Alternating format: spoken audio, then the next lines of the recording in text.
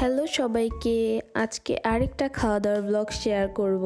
এটা অনেক আগের একটা ব্লগ। আমি বেরিয়ে পড়েছিলাম একা একাই, আর আমি একা ঢাকায় খুবই কম বের হই। আমি জানি না আমার যখন ক্লাস শুরু হবে আমি কিভাবে একা যাতায়াত করব। যেহেতু আমার হাজবেন্ড অফিস থেকে আসতেছে, এই জন্য আমাকে একাই বের হতে হয়েছে। তো আমি ওকে আগেই বলেছিলাম যে আমি আজকে সিরাজ চুইগোস্তে খাওয়া দাওয়া করব, আর ওদের খাবার আমার বরাবরই খুবই মজা লাগে। আমার প্রায়ই খাওয়া হয় ওদের এখানকার খাবার, আর সেদিন ভিড়ও কম ছিল। আমরা এসেই খাবার অর্ডার করেছিলাম, আর সাথে সাথে আমাদের 2 প্লেট ভাত দিয়ে গেল আর অনেকগুলো সালাদ। আর ওরা ভাত সার্ভ করার পরই এভাবে ঘি ছড়িয়ে দেয় ভাতের উপর দিয়ে, যেটা আমার খুবই ভালো লাগে। তো আমরা অর্ডার করেছিলাম 2টা পেঁয়াজ মরিচ ভর্তা আর এই কলা ভর্তা। এর আগে কখনো আমার কলা ভর্তাটা খাওয়া হয় নাই, আর আমার যেহেতু পেঁয়াজ মরিচ ভর্তাটা খুবই পছন্দ, এই জন্য আমি 2টা অর্ডার করেছিলাম।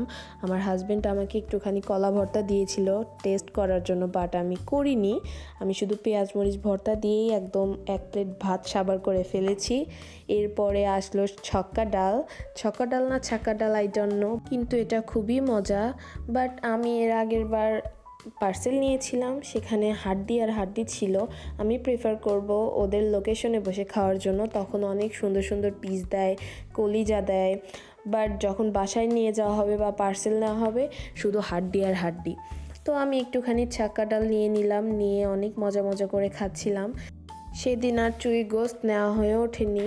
আমি এই ছক্কা ডাল দিয়ে খেয়ে নিয়েছিলাম পুরো ভাত, আর আমার হাজব্যান্ডের মাথায় ভূত চেপেছিল লইট্টা ফ্রাই খাওয়ার জন্য। তো একটা লইট্টা ফ্রাই অর্ডার করেছিল, অর্ডার করার কিছুক্ষণ পরেই লইট্টা ফ্রাইটা চলে এসেছে। বাট আমার মনে হয় এটা সব থেকে বাজে একটা খাবার। আমি জাস্ট একটাই খেয়েছিলাম। যতটুকু ভাত দিয়ে আমি মাখিয়েছিলাম ওই পুরো ভাতটা আমি আমার হাজব্যান্ডকে দিয়ে দিয়েছিলাম। এতই বাজে লেগেছে আমার কাছে। আসলে টেস্ট বাট সবার এক না। তারপরে আমি ওদের স্পেশাল বাদাম শরবতটা খাইলাম। তারপরে বাসায় আসার সময় এই পান মশলাগুলো নিয়ে আসলাম। তো দ্যাটস ফর টুডে। আল্লাহ হাফেজ।